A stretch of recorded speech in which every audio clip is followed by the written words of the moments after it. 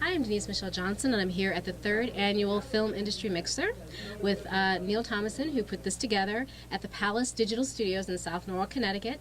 And I'm sitting here with Dean Lennert from DKL Animation Graphics. Mm-hmm. Is that correct? Well, it's Kalman, but... Kalman, I'm sorry, Dean. No. Kalman, I'm sorry. No, it's okay. Lennert from DKL Animation Graphics. Mm-hmm. Good to meet you. Nice to meet Nice you. to be here. So please tell me, now I understand you worked on Ice Age and Mm-hmm. Saturday Night Live. So Yes. what exactly what did you do for them exactly? Well, for Ice Age, I was an animator, which with computer animation, there Mm-hmm. aren't any drawings. What you get a virtual marionette, Mm-hmm. and as the animator, I'm responsible for moving the marionette around Oh, wow. within the computer. And then once you've programmed in the specific points it has to hit during the timeline, Mm-hmm. or the specific poses it has to hit during the timeline, when you play it back, then it gives the performance. Wow. And what did you do for Saturday Night Live? Some graphics? The Cartoon Funhouse, which is Robert Smigel's little animated segments. Oh, wow. The first one we did was the Ambiguously Gay Duo, and then it's been like Fun with Real Audio, the Ex-Presidents. There was one with Michael Jackson. I can't remember what the name of it was, but I mean there are a lot of shorts. They're like 2 to 4 minutes long, and for those I'm doing traditional hand-drawn animation. Wow. Now, how did you get into that? How does one, I mean, what was your inspiration as a child to want to be in animation? Oh God, I was like 10 years old, and I had the stomach virus, and I was in the house watching an episode of Zoom, and they were Oh, my talking God. about how you Love could that show. cut out little characters move with the home movie camera, and I thought, I bet I could do that with my toy dinosaurs. Wow. So I, bugged my mom until she agreed to, go outside with the camera, and I'd move the toys around and she'd photograph it, and then it just got more involed and more involved So you with were each bitten film. from that and Oh yeah, just like yeah. kept I mean, you rolling. get that first footage back, and it's alive, and that thrill never goes away. It gets, I mean, it's tempered by, oh, that's an awful shot, I have to go and redo that one. But when something does come together after working on it for hours, you just, I look at shots and I don't remember animating them. Wow. And So clearly you had the gift and the talent, and it was just like that seed just. was but it's sparked also up in you. persistence. Mm. I also teach at New York University. Oh, wow. And I'll run into a lot of students there that are very talented. Mm-hmm. Some of them have more raw ability than I had at their age, but they don't have the persistence, or they feel that they have the talent and they deserve a free ride. And those are the ones that I ride the hardest. But I have other students that, mediocre talent, and they get the work done.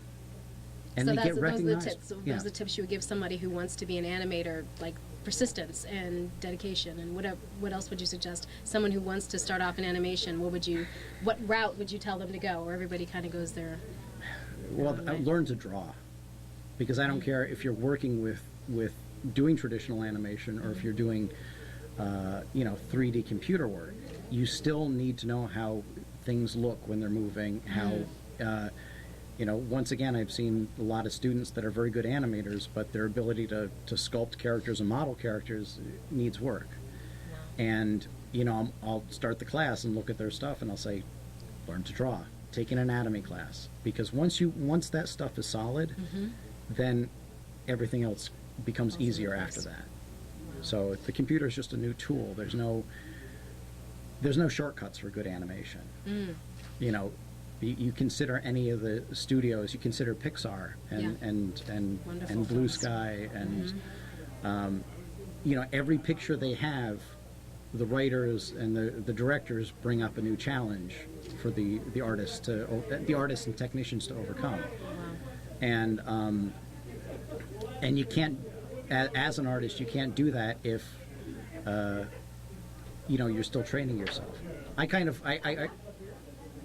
I describe it to my students as, you'd never take a guitar and get up on stage and make the audience sit through you practicing and learning how to play that instrument. Exactly. And when you're sitting at your Polished desk or sitting in front of your computer, you better know what you're doing.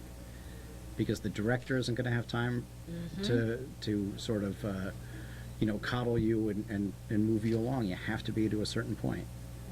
So. Now, what is DKL Animation Graphics? Where are you based? Are you based here in Connecticut? Yeah, I'm based up in Simsbury. Okay. And DKL Animation Graphics is just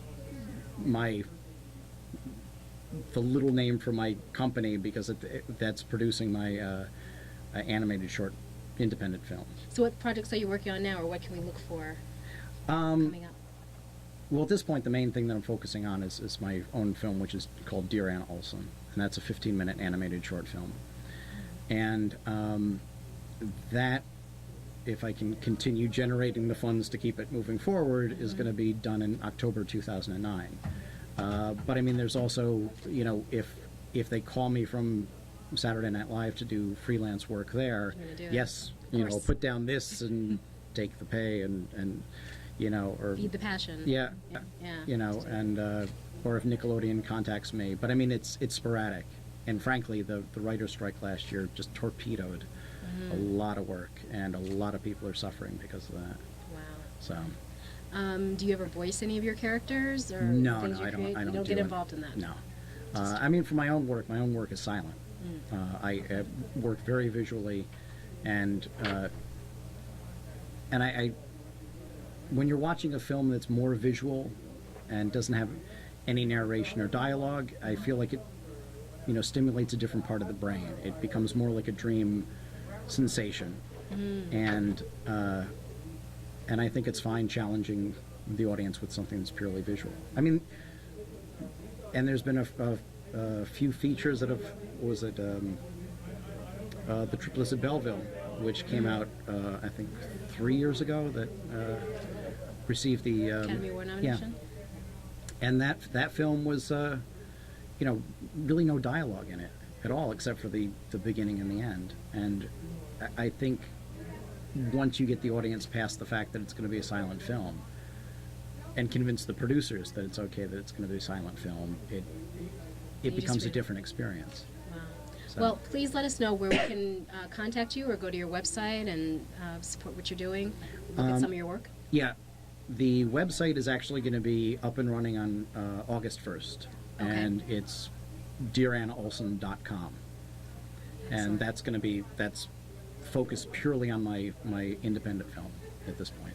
Excellent. Well, I wish you well with Yes, that. thank you very Thank you much so for much, this. and I look forward to seeing you at the Academy Awards, maybe 2010? It would be nice. Nice to meet you. Yes. Thank you so much. Right.